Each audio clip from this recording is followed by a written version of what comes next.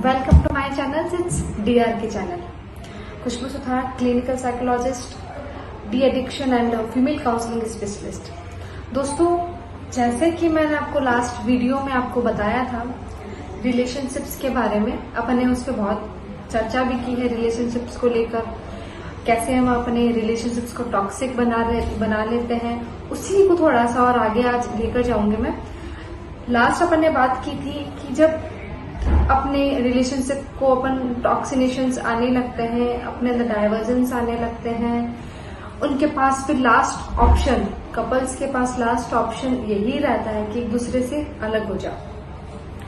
Conflicts इतने ज्यादा होने लगते हैं, हर छोटी बात पे लड़ने लगते हैं, हर छोटी बात को बहुत बड़े रूप में लेते हैं, तो उनमें क्या होता है, लास्ट में अलग हो जाओ।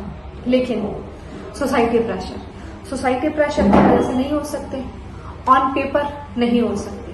क्या करते हैं फिर वो, अपने ही घर में दो अलग अलग लोगों के रूप में रहते हैं, अपने ही घर में अलग अलग होकर रहते हैं। दोनों के बीच में कन्वर्जेशंस नहीं होता, कम्युनिकेशंस नहीं होते, अपने ही घर में उनके अंदर इतना अच्छा गैप आ जाता है। फिर वो अपना जो पूरा शेड्यूल है वो अपने आप को अपने काम में झोंक देते हैं। ये बंदा भी, ये बंदी भी, दोनों अपने आप को काम में लगा देते हैं। इसको भी अपने काम से, इसको भी अपने काम से, पैसा, शोहरत, काम, ये सब। इससे क्या होगा, इससे इंसान अपने अंदर एक नीड होती है, इमोशन नीड्स होती है अपने अंदर, जो पैसा पूरी नहीं कर सकता। उस नीड को, नॉट डिजायर, इस नीड को पूरा करने के लिए इंसान बाहर किसी को ढूंढता है कि मैं किससे बातें करूं, किससे अपने मन की बात शेयर करूं। तो मतलब जब उनके बीच में डाइवर्जन आता है तो ये जो नीड है अपने अंदर, ये जो छोटी सी नीड है,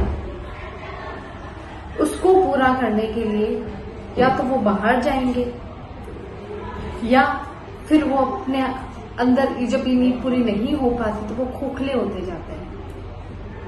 अक्सर ऐसा देखते हैं, ऐसे रिलेशनशिप टॉक्सिक और भी ज्यादा टॉक्सिक होने लगते हैं। अब रही बात कॉन्फ्लिक्ट्स की कि मैडम अगर लड़ाइयां ही नहीं होगी या लड़ाइयां बहुत ज्यादा होंगी तो क्या करें, लड़ाइयों को कैसे रोके? क्या कॉन्फ्लिक्ट्स अगर नहीं होंगे तो रिलेशनशिप्स हेल्दी होगा? अकॉर्डिंग टू दिस कि कॉन्फ्लिक्ट्स होने ही नहीं चाहिए, बट ऐसा नहीं है, दोनों जरूरी है। जहां कॉन्फ्लिक्ट्स ही नहीं होंगे, जहां कोई कॉन्फ्लिक्ट नहीं होगा, जहां आप लड़ोगे ही नहीं, वहां कन्वर्जेशन ही नहीं होगा। इसका मतलब अभी थोड़ी देर पहले मैंने बताया है कि दो लोग एक ही घर में अलग अलग रूप में रहते हैं, अपनी अपनी इंडिविजुअल लाइफ जीते हैं। अगर आपके बीच में कॉन्फ्लिक्ट्स ही नहीं है, लड़ाई ही नहीं है, तो ऑटोमेटिकली वो रिलेशनशिप आपके लिए टॉक्सिक है। यहां आपके पास दो रास्ते हैं, एक कि आपके बीच में कॉन्फ्लिक्ट्स ही नहीं है, वहां भी आपका रिलेशनशिप क्या है, टॉक्सिक। एक जहां आपके पास बहुत सारे कॉन्फ्लिक्ट्स है, आप हर छोटी बात पे लड़ते हैं, वो भी रिलेशनशिप टॉक्सिक है। कई लोग ऐसे होते हैं कि उनको कॉन्फ्लिक्ट्स में मजा आने लगता है, क्योंकि एक्चुअली कॉन्फ्लिक्ट्स में होता क्या है, जहां बहुत ज्यादा कॉन्फ्लिक्ट्स है। अपने कोई भी कपल के बारे में बात करें तो कॉन्फ्लिक्ट्स में होता क्या है, कोई भी छोटी बात पे, बड़ी बात पे लड़ाई हुई, 2-4 दिन एक दूसरे से दूर रहे, फिर जो पैचअप होता है ना, उससे उनके रिलेशनशिप में क्या इलास्टिसिटी आती है, मजा आने लगता है, और भी ज्यादा मैच्योरिटी आ जाती है।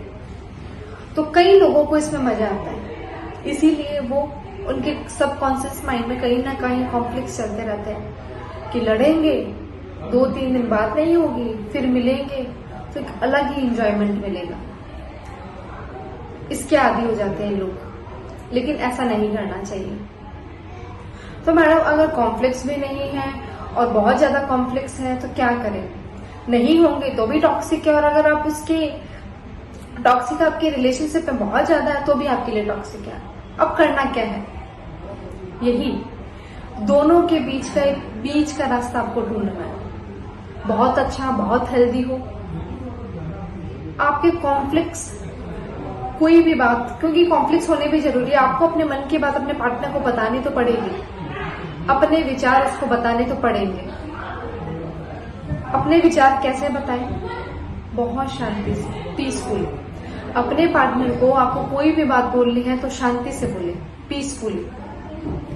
यूं नहीं कि अपनी हर बात आप लड़कर उससे बोल रहे हो, ऐसा ना करें। अपने कॉन्फ्लिक्ट्स को बहुत अच्छे से उसके सामने रखें ताकि वो भी स्मूथली इसको समझ पाए।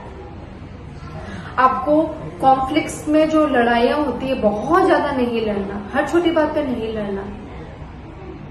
कॉन्फ्लिक्ट्स के बीच का रास्ता ढूंढना है कि मैं कैसे मेरी जो कॉन्फ्लिक्ट्स है उसको भी दूर कर लूं और कैसे हमारा रिलेशनशिप भी हेल्दी रहे। नो डाउट ब्रेकअप होता है, पैचअप होता है, बाद में इलास्टिसिटी अच्छी आती है, रिलेशन अच्छे होते हैं, लेकिन नहीं, ऐसा भी नहीं करना। मतलब कॉन्फ्लिक्ट्स का भी अपनी अपनी बाउंड्रीज होती है। आप कौन सी बात को कैसे सामने वाले के सामने प्रेजेंट करते हो, कैसे रखते हो, उसकी भी एक बाउंड्रीज होती है। उसमें जाए कि आपको अपनी बात को कैसे सामने वाले को बताना है, अपनी फीलिंग्स को कैसे बताना है। ऐसा नहीं करना। मोस्टली फीमेल्स के साथ ही प्रॉब्लम्स होती है कि वो अपने डिजायर्स को, अपनी प्रॉब्लम्स को अपने हस्बैंड के सामने नहीं बता सकती, नहीं बता पाती। उनके लिए स्पेशली अपनी बात को अपने हस्बैंड के सामने कैसे प्रेजेंट करना ये आपको आना चाहिए। सॉरी। और हर छोटी बात पे नहीं लड़ना। आपके कॉन्फ्लिक्ट्स होंगे, होने भी चाहिए। एक हेल्दी रिलेशनशिप्स के लिए कॉन्फ्लिक्ट्स का होना बहुत जरूरी है, लेकिन मैंने जैसे बताया दोनों के बीच का एक हेल्दी रास्ता ढूंढिए कि मैं कैसे अपने कॉन्फ्लिक्ट्स भी रखूं और हमारा रिलेशनशिप मेंटेन रहे। Thank you.